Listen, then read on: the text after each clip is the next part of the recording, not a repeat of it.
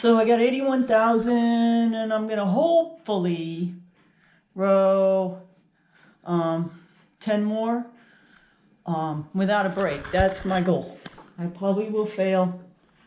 I'm fine with failing.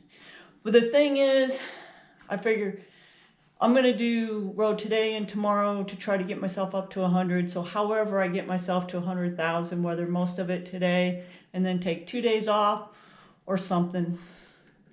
And aside from that, about I just want to give some people advice that if anybody's accusing you of anything, then you need to get away from the person. Because if you think about it, who knows you better than you?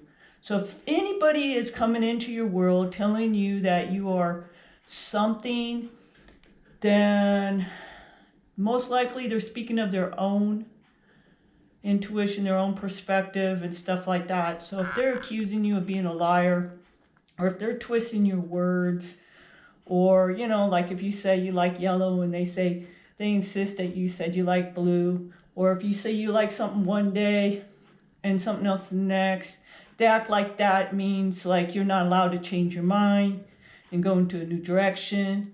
You're allowed to be who you are. As long as you work within the constraints of the societal laws that are placed on you, you can be and do whatever you want. That's what's so great about America and the freedom of our religion and our minds and the perseverance and the dedication and stuff.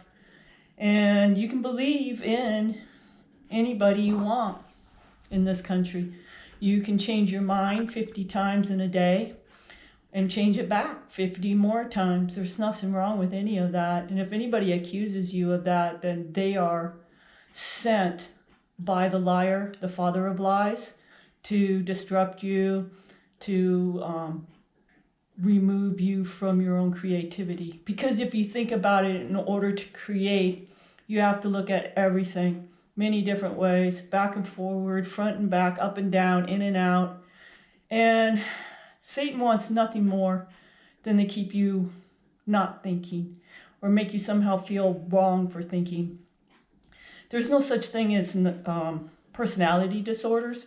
So narcissism doesn't exist. What it is just an unsaved person from various levels of their lack of integrity and morals and whatnots acting out. They don't have any qualms about lying about your character, twisting the truth, demeaning and debasing. That is who they are by their character because of what they believe in. Their personality is disordered, their soul is sick, and they need a savior. So if anybody tries to tell you you are something, then they just spoke of their own character. And by their own definition, if you want to call it what it is, it's narcissism. They're lover of themselves. Because who else has a right to tell you who you can be but your own self? And you have a right to worship your creator any way that you want to. This is a free country. You can change your mind anytime you want to. You can be friends or not friends. You can be social or not social. You can be introvert or extrovert. You can just be yourself. Don't let anybody tell you you can't be who you are. That is a God-given thing. And nobody has a right to do that. Can you imagine walking up and telling somebody they don't have a right to be themselves? And they're not allowed to change their mind? But you're not allowed to lie about another person's character and tell them what they can and can't think. Satan does that. Go, worship your father of lies. I got some rowing to do. See ya. Taking a break. I'm done with my break. Gonna row again. So, speaking about the mind and changing the mind, we're talking about neuroplasticity. If I was completely afraid for a long time because somebody wanted to be mean and lie about my character and chase me around and destroy anything that I had going. And then I go into the world and the same happens. I was acting out I was so afraid for so long, but now that I'm not afraid, as time goes on, that gradually changes. I changed my mind. I actually changed my brain. The neuroplasticity, it gradually will just come back into a state of calmness.